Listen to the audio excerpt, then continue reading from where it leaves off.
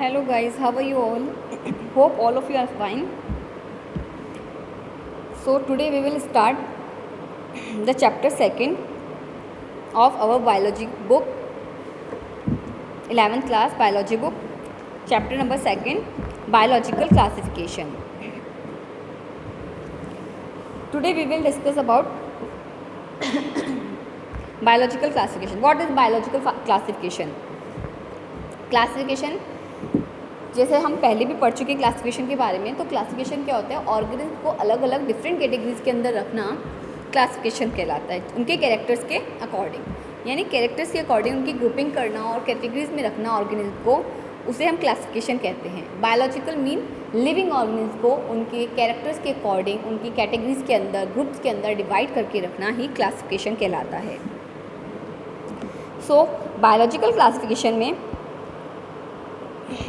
आज हम पढ़ेंगे कि एरिस्टॉटल, जो कि जिन्हें हम बायोलॉजी के फादर ऑफ बायोलॉजी कहते हैं, उन्होंने बायोलॉजिकल क्लासिफिकेशन कैसे दिया। तो एरिस्टॉटल फर्स्ट साइंटिस्ट हुए थे, सबसे पहले साइंटिस्ट हुए थे जिन्होंने कि बेसिक साइंटिफिक बेसिस के ऊपर क्लासिफिकेशन दिया था, और सिंपल मॉर्फोलॉजिकल कैरेक्टर्स थे जिनको इंक्लूड करके उन्होंने केवल और केवल प्लांट्स को डिवाइड किया था ट्री, शर्ब्स एंड हर्ब्स के अंदर। तो एरिस्टॉटल थे जिन्होंने क्या किया था, फर्स्ट मॉर्फोलॉजिकल यानी कि बाहर से देखने वाले कैरेक्टर्स के अकॉर्डिंग ही प्लांट्स और एनिमल्स ग्रुप के अंदर डिवाइड कर दिया था, दो किंगडम्स के अंदर डिवाइड कर दिया था। तो जो उन्होंने प्लांट्स के अंदर डिवाइड किया था उनमें tree, shrubs and herbs, height के अकॉर्डिंग उन्होंने एरिस्टॉटल ने ट्री को, हर्ब्स को और शर्ब्स को प्लांट को 3 पार्ट में डिवाइड कर दिया। इसी तरह से उन्होंने एनिमल्स को 2 ग्रुप्स में डिवाइड कर दिया, एक वो एनिमल्स जो कि रेड ब्लड सेल्स रखते थे और दूसरे वो जिनमें कि रेड ब्लड सेल्स नहीं हुआ करती थी।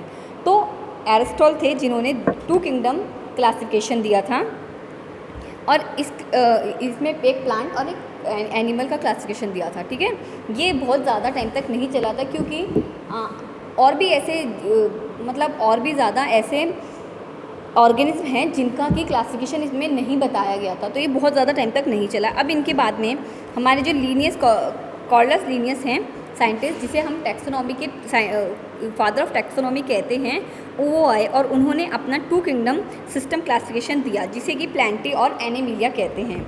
उन्होंने भी 2 किंगडम का क्लासिफिकेशन दिया था, प्लांटी और एनिमिलिया। अब इन्होंने जो भी एनिमल्स और प्लांट्स थे उनको इस तरह से डिवाइड कर दिया था, बट उनका जो ये वाला क्लासिफिकेशन था, इसमें इन्होंने बिल्कुल भी ये डिफ्रेंशिएटेड नहीं किया था कि कौन से यूकैरियोटिक हैं और कौन से प्रोकैरियोटिक हैं। ना उन्होंने यूनिसेल्युलर ऑर्गेनिज्म और मल्टीसेल्युलर ऑर्गेनिज्म के बारे में बताया था, और ना ही उन्होंने फोटोसिंथेटिक ग्रीन एल्गी और नॉन फोटोसिंथेटिक फंजाई ऑर्गेनिज्म का क्लासिफिकेशन बताया था।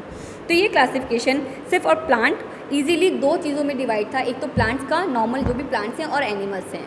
तो ये वाला क्लासिफिकेशन था, ये मॉर्फोलॉजी को ना लेके थोड़ा सा डीपली था, बट सिर्फ और सिर्फ 2 किंगडम क्लासिफिकेशन ही दिया था, इसीलिए ये क्लासिफिकेशन भी बहुत ज़्यादा टाइम तक नहीं चला। अब आगे जाके जो क्लासिफिकेशन था उसके अंदर जो और भी ज़्यादा कैरेक्टर्स चाहिए थे मॉर्फोलॉजी को छोड़ के, उसमें cell structure, nature of cell wall का क्या नेचर होता था, उनका सेल का स्ट्रक्चर कैसा होता था, उनका मोड ऑफ न्यूट्रिशन कैसा था, और उनकी habitat, methods of reproduction, evolutionary relationship उनकी कैसी थी। तो इस टाइप के अंदर इस तरह से इनका क्लासिफिकेशन, ऐसा क्लासिफिकेशन होना चाहिए था। तो इस तरह से नए साइंटिस्ट आते गए और उन्होंने अपना क्लासिफिकेशन देते गए, बट कोई भी क्लासिफिकेशन पूरी तरह से सारे के सारे ऑर्गेनिज्म को कैटेगरीज के अंदर डिवाइड नहीं कर पा रहे थे। तो उसके बाद में R.H. विटेकर, जो कि 1969 के अंदर हुए, उन्होंने 5 किंगडम क्लासिफिकेशन दिया। उन्होंने बताया 5 किंगडम क्लासिफिकेशन, जो कि Monera, Protista, fungi, Plantae and Animalia, इसके अंदर डिवाइड थे 5 किंगडम्स। तो आज हम अब इसके बारे में डिस्कस करेंगे कि R.H. विटेकर थे, इन्होंने 5 किंगडम क्लासिफिकेशन कैसे दिया और क्या क्या इसके अंदर जो भी ऑर्गेनिज्म थे उनके कौन कौन से कैरेक्टर्स लिए थे। तो हम देखते हैं टेबल 2.1 के अंदर, जो कि पेज नंबर 17 पर है, 2.1 कैरेक्टर्स। तो अब देखेंगे हम 5 किंगडम में Monera, Protista, fungi, Plantae and Animalia. First characters ने इन्होंने सेल टाइप लिया। तो सेल टाइप जो मोनेरा के अंदर आते थे वो सारे के सारे कैसे हुआ करते थे, प्रोकैरियोटिक, यानी कि बिल्कुल सिंपल प्रोकैरियोटिक थे जिनमें कि न्यूक्लियस वेल डिफाइंड न्यूक्लियस नहीं हुआ करता था। इसके बाद में हमने देखा प्रोटिस्टा के अंदर सेल टाइप यूकैरियोटिक थी, यानी कि इनमें जो न्यूक्लियस था वो वेल डिफाइंड था।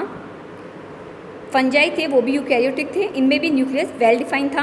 प्लांटी यूकैरियोटिक एंड एनिमिलिया भी यूकैरियोटिक, इन सब के अंदर वेल डिफाइंड न्यूक्लियस हुआ करता था। बट मोनेरा के अंदर प्रोकैरियोटिक्स आते हैं जिनके पास वेल डिफाइंड न्यूक्लियस नहीं हुआ करता है।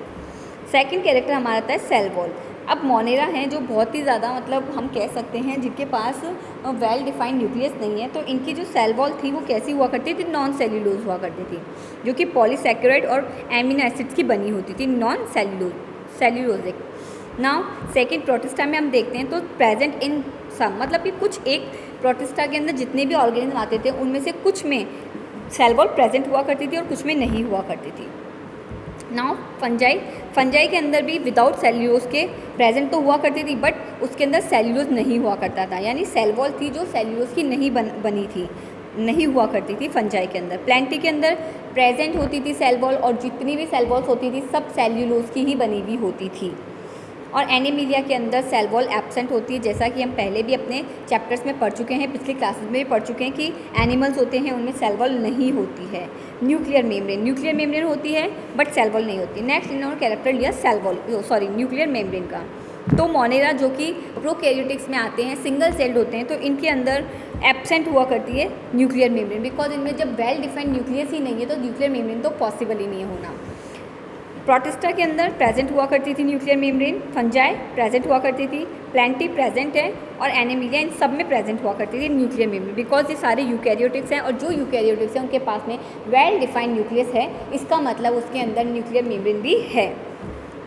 Now the next is body organization. तो इनका बॉडी ऑर्गेनाइजेशन कैसा हुआ करता था? बॉडी ऑर्गेनाइजेशन सेल्यूलर हुआ था, सेल्स से ही बना हुआ था, ये सिंगल सेल हुआ करते थे, इसलिए सिंगल सेल या सेलुलर बोल सकते हैं हम इन्हें। प्रोटिस्टा यूकैरियोटिक्स थे बट ये भी क्या थे, सिंगल सेल थे। ये बहुत इंपॉर्टेंट चीज़ है कि जो प्रोटिस्टा थे वो क्या हुआ करते थे, यूकैरियोटिक होते थे लेकिन सिंगल सेल थे। सिंगल सेल यूकैरियोट्स कौन होते हैं? प्रोटिस्टा ही होते हैं ना। तो ये भी क्या होते थे, सेलुलर थे, यानी वन सेल से बने होते हैं। जबकि फंजाई में हम देखते हैं तो मल्टी सेलुलर और लूज टिश्यू, और मतलब टिश्यूज़ हुआ करते थे, तो लूज टिश्यूज़ हुआ करते थे, अदरवाइज ये मल्टी सेलुलर थे। तो फंजाई थे वो मल्टी सेलुलर थे। प्लांट्स में आते हैं, प्लांटी में आते हैं तो टिश्यू और ऑर्गन दोनों सिस्टम थे इनके पास, टिश्यूज़ भी थे और टिश्यूज़ से बने हुए ऑर्गन्स भी थे, ठीक है। अब नेक्स्ट हम एनिमिलिया में आते हैं, तो एनिमिलिया में टिश्यूज़ थे, ऑर्गन थे और ऑर्गन सिस्टम भी था, यानी पूरे वेल डिफाइंड थे ये जो भी थे, इनमें सारे ऑर्गन्स वगैरह सब कुछ डिफाइंड थे एनिमिलिया के अंदर। नेक्स्ट हम आते हैं मोड ऑफ न्यूट्रिशन, ये भी बहुत इंपॉर्टेंट है। मोड ऑफ न्यूट्रिशन जब हम देखते हैं, मोनेरा हैं जो प्रोकैरियोटिक हैं, तो प्रोकैरियोटिक हैं और क्या है, सिंगल सेल्ड हैं। तो इनमें जो मोड ऑफ न्यूट्रिशन होता था वो क्या होता था, ऑटोट्रॉफिक होता था। इनमें कुछ थे जो जिनमें क्लोरोफिल होते थे वो फोटोसिंथेसिस कर लेते थे, और फोटोसिंथेसिस करने के कारण इन्हें हम फोटोसिंथेसिस भी कहते हैं। मतलब मोड ऑफ न्यूट्रिशन में कैसा था, फोटोसिंथेटिक, और कीमोसिंथेटिक मतलब कि जो कि सनलाइट के अलावा केमिकल्स के थ्रू अपना खुद का फूड बना लेते, केमिकल्स से भी अपना खुद का फूड बना लेते, उन्हें हम कीमोसिंथेटिक भी कहते हैं। तो मोनेरा थे वो ऑटोट्रॉफिक्स भी थे और हेटरोट्रॉपिक भी थे।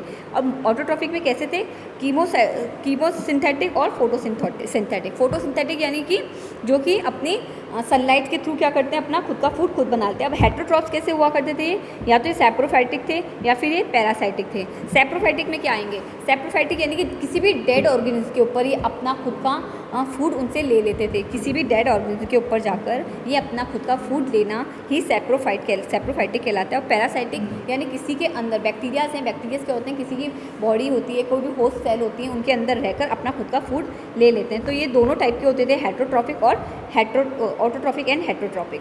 और ऑटोट्रॉफिक के अंदर भी टू टाइप्स होते हैं, कीमोसिंथेटिक एंड फोटोसिंथेटिक। हेटरोट्रॉपिक में टू टाइप्स हैं इसके, सैप्रोफाइटिक एंड पैरासाइटिक।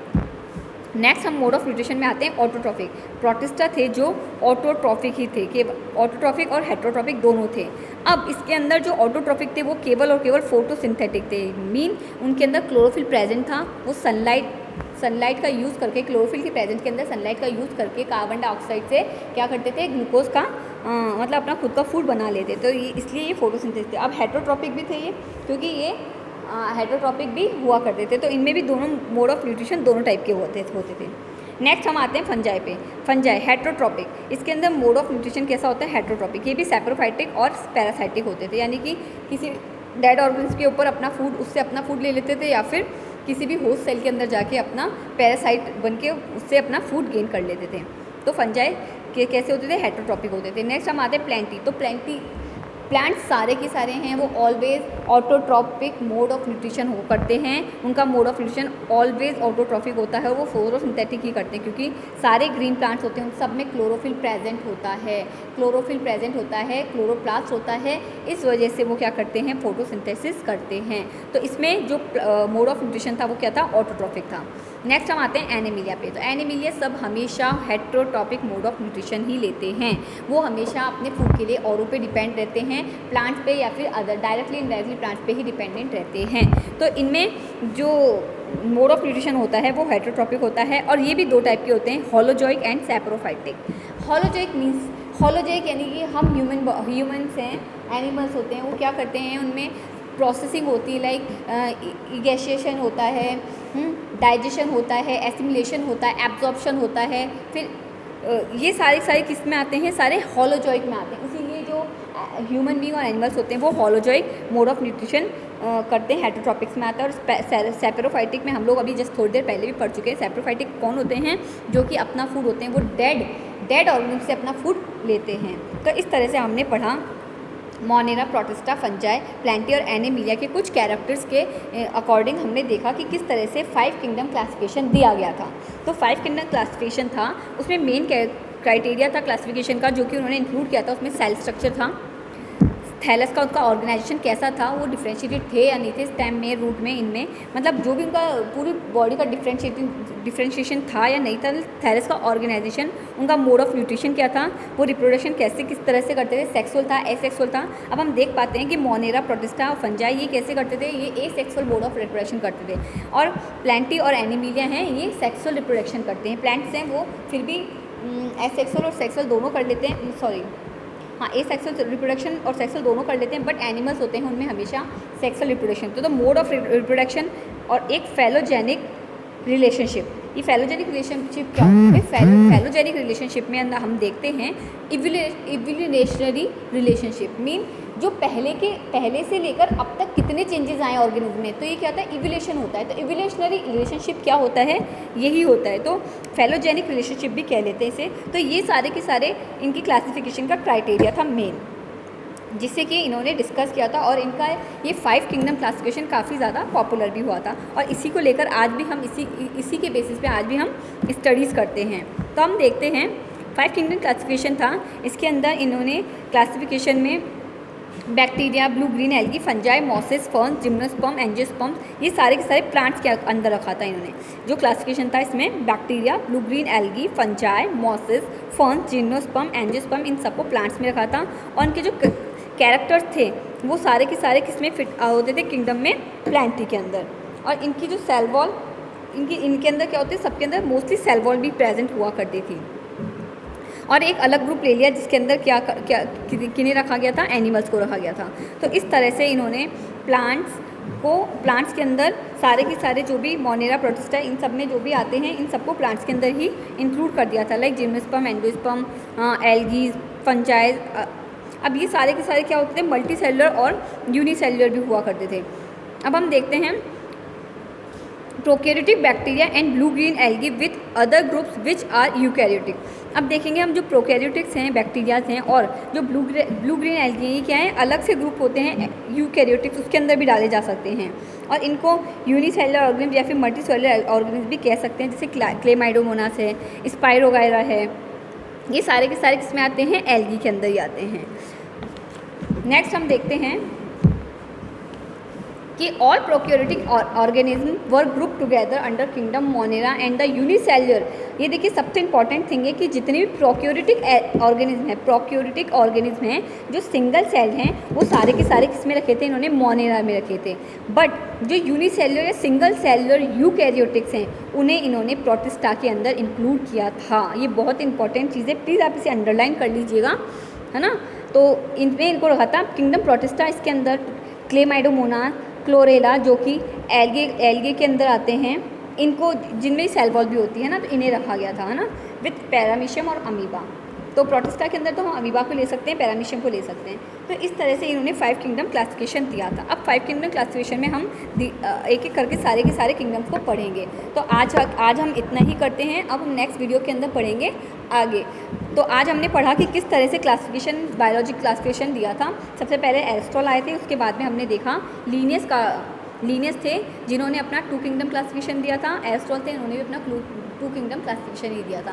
बट ये ज़्यादा टाइम तक नहीं चल पाए थे, बिकॉज इनके अंदर जो ऑल ऑर्गन्स थे, जो बहुत ज़्यादा माइक्रो ऑर्गन्स थे, उनको इंक्लूड नहीं किया गया था। लाइक वायरस हैं, बैक्टीरियाज हैं, इनको इंक्लूड नहीं किया गया था। उसके बाद में R.H. विटेकर आए थे जिन्होंने कि 5 किंगडम क्लासिफिकेशन दिया था, जो कि मोनेरा, प्रोटिस्टा, फंजाई, प्लांटे और एनिमेलिया हैं।